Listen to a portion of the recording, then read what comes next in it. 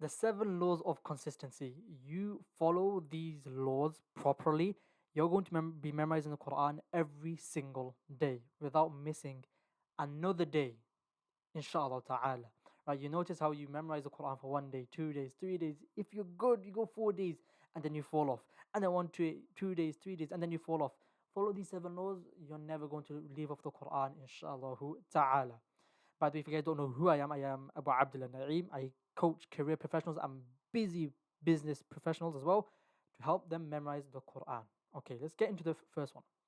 Law number one is that you want to do tiny changes. Start small, it will allow you to stay consistent. If you haven't been memorizing the Quran and you've been putting it off for 1 month, 2 months, 3 months, a year, 2 years, 5 years, 7 years, 8 years, entire life, do not look at the person who's been memorizing the Quran consistently for 2 years and is able to memorize 2 pages, because it doesn't make sense. It's like you're taking your first run in your life and you're looking at a person who can do a 10K within 15 to 10 minutes. It doesn't make sense. What are you doing? All right. You want to look at yourself and judge yourself against yourself. So if you're starting off, you start small and stay consistent. Approach the Quran memorization as a small daily action rather than an overwhelming task. Okay? Don't look at it as, okay, I'm memorizing the Quran, the entire Quran. No. I'm just reading my Quran today. I'm just memorizing Quran today. Forget the end goal. Forget the goal for now. Just focus on the journey, because these small efforts will compound over time and bring substantial progress. And what's more beautiful here is this is what's more beloved to Allah. Okay, Abu Hurairah radiallahu anhu, he mentions, and it's great Sahih by Imam al-Albani rahimahullah, that take up good deeds only as much as you're able to do. For the best of deeds are those done regularly, even if they are a few. Law number two, dominoes. These four create a loop. You do one, which triggers the next, which triggers the next, which triggers the next, and you start them again and again and again. And they are cue, craving, response, and reward. Right, cue. Establish a trigger that reminds you to memorize the Quran. Okay, so that perhaps it may be after Fajr, excuse me, or after Isha, sometime that you're quiet, you're not busy. Right? So then you attach memorizing the Quran to something that you already do. Praying Fajr, for example, going to the masjid, going to your car, coming back from work. Something that you can attach memorizing the Quran to. Second is craving, right? Build the motivation by linking the Quran memorization to a sense of growth in Islam, right? Your iman and personal achievement, okay?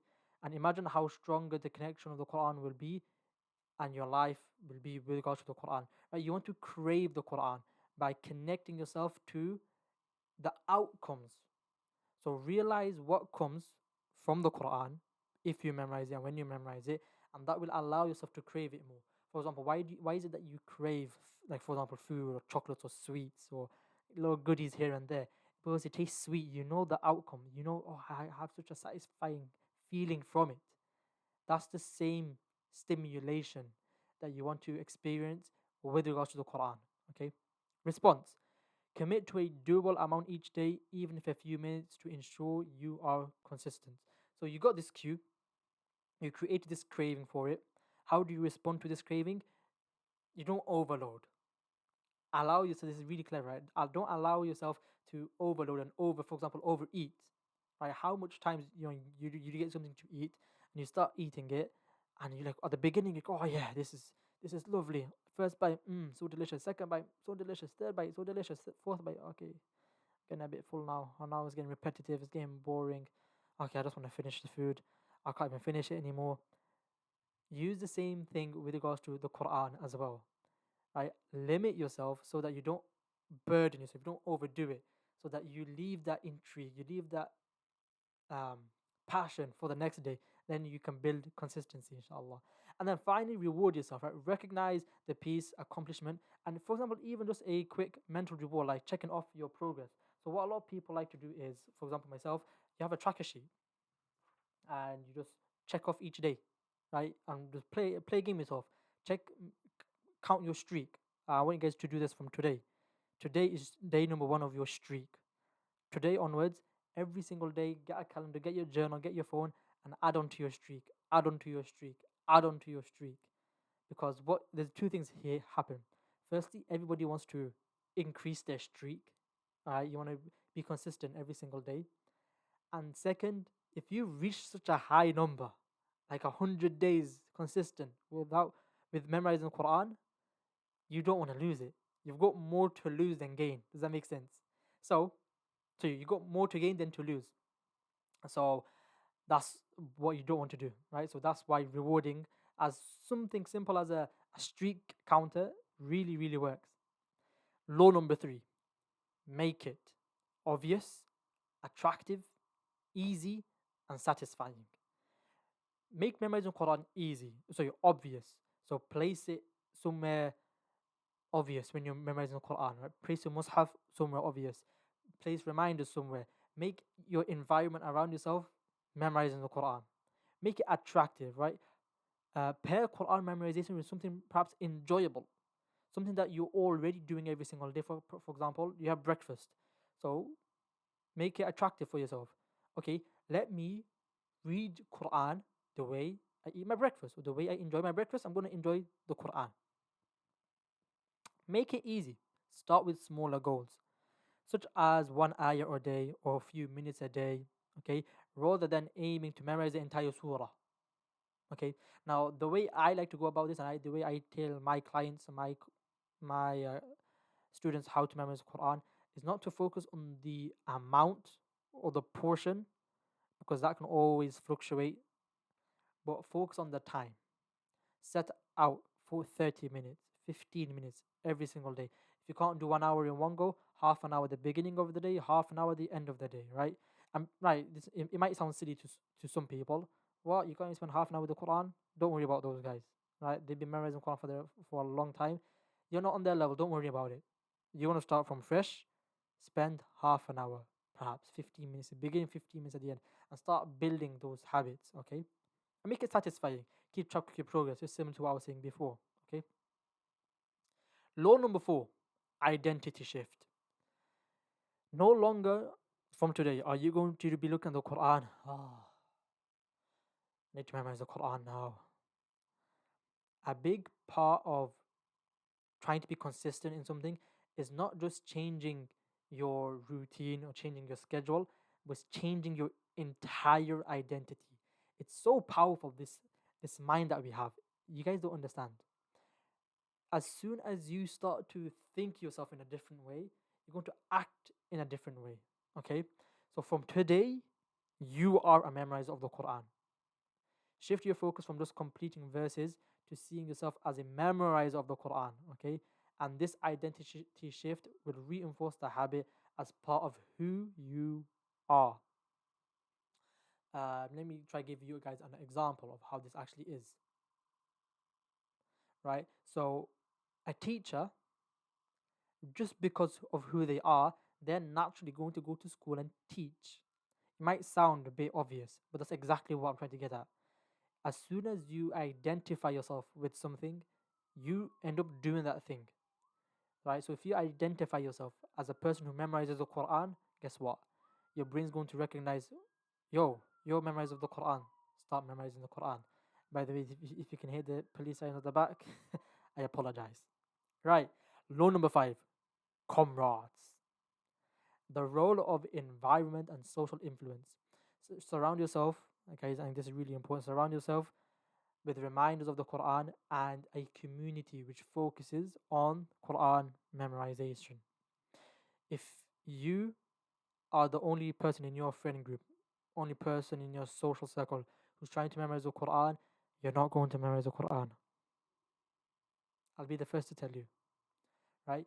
You are the fifth of your friends, meaning whatever your friends are, you're the average of them, you're the fifth of them. You will not and you will never be able to be different from your social environment, from your friends. You'll most likely, your social influence and the environment of people around you is going to have a massive impact in how you approach the Quran. If no one around you wants to memorize the Quran, you're not going to memorize the Quran. They're not serious, you're not going to be serious. They're not consistent, you're not going to be consistent. So you need to find study groups, you need to find areas, you need to find places which will constantly motivate you, surround yourself with people of Quran. That actually reminds me about something here. We are going to be launching the English Quran School community uh, early 2025, January 2025. It's not out yet, but if you want to join the waitlist, click that link in the description below and join the waitlist, because you're going to be in this environment of people trying to memorize the Quran. So you can go through motivating, whether through a class or Quran group or even a buddy system. And I really like this buddy system, something which should be actually implement in the Quran, English Quran school.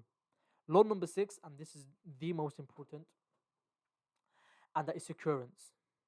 It's a fancy way of saying asking for help and you realizing that you need help. Okay, and that's why I really like that you've stayed up until here in this video, because you realize, you know what, I'm not consistent in memorizing Quran. I want to memorize Quran. Let's see what this Naeem guy has got to say about it. Ask Allah subhanahu wa ta'ala. Okay, you will never memorize the Quran if Allah does not want it for you. You have to continuously beg and plead to Allah and show Allah that you deserve to hold His book in your heart. There was something beautiful I read the other day, and it was, you want to show off? Show off in front of Allah. You want to show people your great actions of worship. You want to show people that you're worthy. You want to show people that you're a good Muslim. Don't do that. Show that to Allah. So in the cover of the night, when you're by yourself, don't fall into sin. Rather, make it a means for you to please Allah and getting closer to Allah. And there should be an action that you do that no one on the earth knows. Only Allah subhanahu wa ta'ala knows. What's your action? Make it something. Perhaps it's late night prayer. Perhaps it's giving charity. Perhaps it's fasting every Monday and Thursday. Perhaps it's fasting every other day. Right? Make an action which there's nobody knows except you and Allah subhanahu wa ta'ala. Now the final one, the green one, which we're all waiting for, law number 7, and that is plateau. When you start the journey of memorizing the Quran, if you have the knowledge and the understanding and the comprehension that you need to have the patience in the plateau of latent potential, you're going to go really far. What does that jargon mean? It means plateau is you're stagnant, you're not progressing any further, you've been in the same place for years. And latent potential is something that I know you have.